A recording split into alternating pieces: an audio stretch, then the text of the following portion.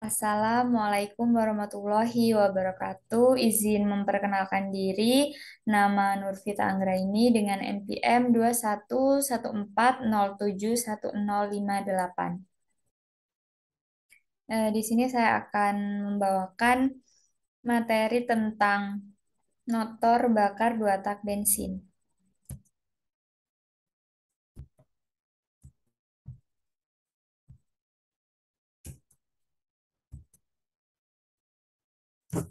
Jadi, motor bakar adalah salah satu jenis dari mesin kalor, yaitu mesin yang mengubah energi termal untuk melakukan kerja mekanik atau mengubah tenaga kimia bahan bakar menjadi tenaga mekanis.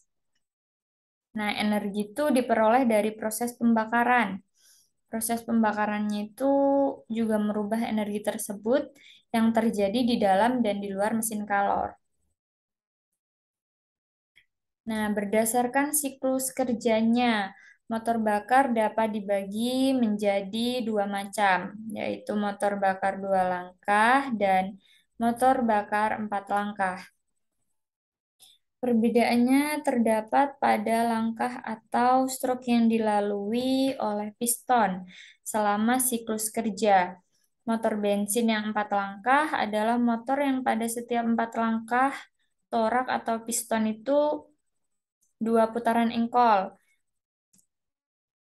dan itu sempurna menghasilkan satu tenaga kerja atau satu langkah kerja.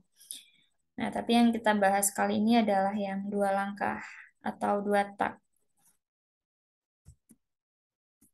Nah, ini ada macam-macam mesin dua tak. Mesin dua tak memiliki beberapa jenis, antara lain mesin bensin dua tak ini adalah mesin dua langkah yang menggunakan bahan bakar gasolin. Nah, mesin ini tuh sering kita temui pada sepeda motor seperti RX King atau Ninja RR.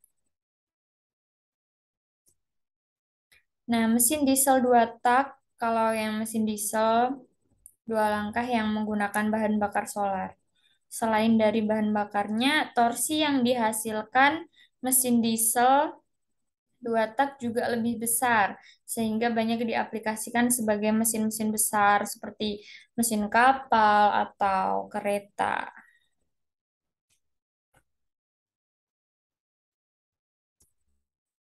Nah, mesin dua tak termasuk ke dalam mesin pembakaran dalam ya, atau internal combustion engine yang melakukan proses pembakaran di dalam mesin. Pembakaran ini akan menghasilkan panas, dan panas diubah ke energi gerak melalui serangkaian mekanisme. Mesin dua tak atau two-stroke engine adalah mesin pembakaran dalam yang memiliki dua siklus kerja. Oleh sebab itu, mesin ini dinamakan sebagai mesin dua tak atau mesin dua langkah. Motor bakar dua langkah adalah mesin pembakaran dalam yang dalam satu siklus pembakaran akan mengalami dua langkah piston, berbeda dengan yang mesin empat tak, karena yang empat tak itu mengalami empat langkah piston dalam satu siklus pembakarannya. Meskipun keempat proses intake, kompresi, tenaga, dan pembuangan juga terjadi. Nah, lanjut ke komponen mesin dua tak. Nah, komponen mesin dua tak itu lebih ringkas dibandingkan dengan yang mesin empat tak. Nah, antara lain itu ada 10. Yang pertama ada kepala silinder. Nah, kepala silinder itu sebagai penutup atas bagian silinder sekaligus sebagai tempat combustion chamber. Nah, yang kedua itu blok silinder. Fungsi dari blok silinder adalah sebagai tempat naik turun piston. Yang ketiga itu combustion chamber. Fungsi dari combustion chamber itu sebagai tempat terjadinya pembakaran mesin. Nah, jadi pembakaran mesin itu terjadinya di combustion chamber. Terus yang keempat ada crankcase. Crankcase merupakan ruang di bawah piston yang fungsinya dalam hal pemasukan campuran udara dan bensin. Lalu yang kelima ada intake port. Intake port merupakan saluran masuk yang terhubung langsung dengan crankcase. Yang keenam ada exhaust port. Exhaust port merupakan saluran buang yang terhubung langsung dengan ruang bakar. Lalu yang ketujuh ada transfer port. Nah, ini merupakan sebuah saluran di dalam blok silinder yang menghubungkan crankcase dengan combustion chamber, sehingga udara dari dalam crankcase bisa naik ke ruang bakar. Lalu yang kedelapan ada piston. Nah, piston berfungsi untuk mengubah volume ruang bakar sekaligus menutup dan membuka semua saluran udara pada mesin. Nah, lalu yang kesembilan ada connecting rod. Connecting rod berfungsi untuk menghubungkan gerakan piston ke poros engkol. Lalu yang ke-10 ada poros engkol. Nah, poros engkol ini adalah komponen yang mengubah gerak naik turun piston menjadi gerakan torsi. Gerakan rotasi. Jadi ada 10 komponen mesin dua tak. Jadi mesin dua tak ini tuh lebih ringkas daripada mesin yang empat tak. Nah, ini ada komponen-komponennya. Lanjut ke prinsip kerja mesin dua tak. Prinsip kerjanya itu menghasilkan satu siklus di setiap putarannya. Artinya satu putaran engkol berarti satu siklus mesin. Sangat berbeda dengan motor bakar yang empat tak, karena yang empat tak itu memiliki dua putaran engkol dalam satu siklus kerja mesin. Motor empat tak memiliki 4 langkah. Sedangkan yang dua tak itu hanya memiliki 2 langkah, sehingga cukup satu putaran untuk menghasilkan siklus kerja mesin. Nah, prinsip kerjanya, satu kali putaran poros engkol atau crankshaft akan menghasilkan langkah usaha atau ekspansi. Prinsip yang sangat berbeda prinsip kerjanya dibandingkan dengan motor yang empat tak. Karena motor bakar yang dua tak itu dalam sekali putaran poros engkol atau 360 derajat dan gerakan piston hanya dari TMA ke TMB. Jadi dari titik mati atas ke titik mati bawah ataupun juga sebaliknya dari titik mati bawah ke titik mati atas. Sudah menghasilkan tenaga atau langkah ekspansi seperti pada motor bakar 4 tak. Nah, dari prinsip kerja, memang yang 2 tak itu lebih sederhana dibandingkan dengan yang 4 tak, karena tidak memerlukan langkah atau derajat putaran crankshaft yang panjang untuk memperoleh tenaga dorong itu. Lanjut ke, oh ya, motor bakar 2 langkah itu ada 2 langkah ya. Nah, langkah yang pertama itu langkah piston turun. Nah, ketika piston turun dari TMA ke TMB, jadi dari titik mati atas ke titik mati bawah. Nah, pada proses ini itu terjadi pembesaran volume silinder. Karena apa? Karena saat posisi piston di atas, volume silinder akan sangat minim. Sementara ketika piston bergerak ke bawah, maka volume berangsur membesar. Nah, pembesaran volume silinder ini menyebabkan adanya kevakuman atau adanya daya hisap.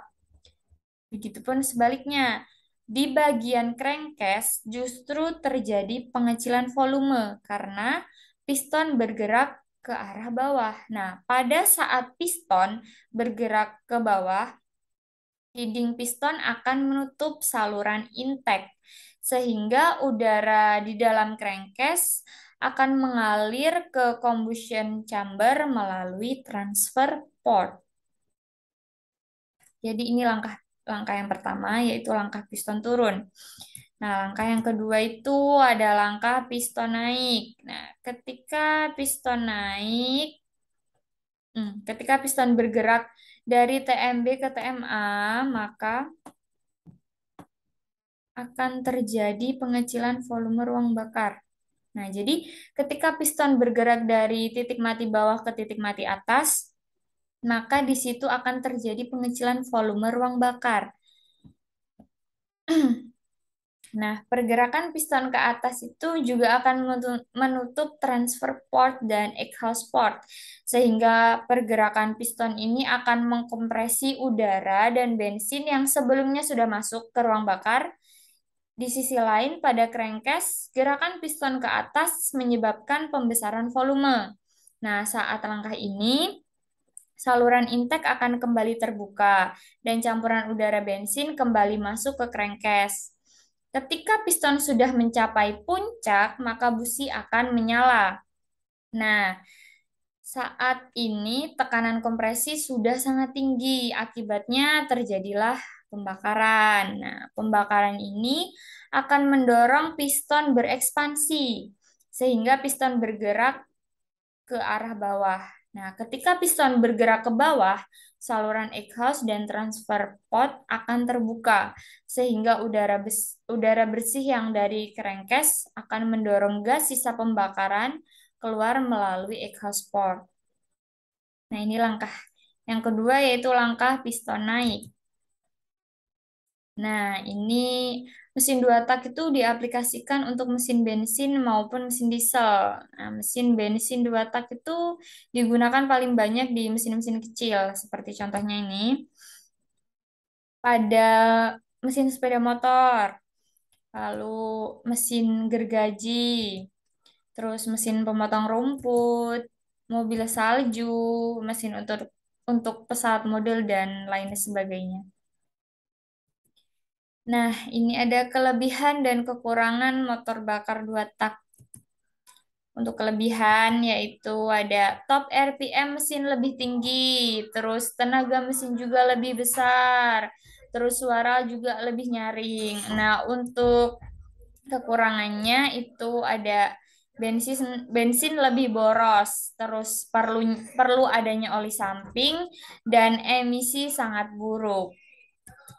Nah, ini ada gambar dari mesin dua langkah. Nah, yang langkah pertama itu kan isap dan kompresi. Nah, ini gambarnya. Jadi di sini ada lubang buang, terus di sini ada saluran transfer, terus ada bak engkol, bak engkolnya di sini dan ini saluran isap campuran udara bensin dan oli dua tak bercampur masuk ke poros engkol.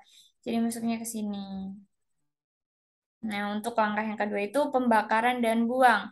Di sini ada saluran isap, terus saluran transfer terbuka, terus di sini adalah lubang buangnya.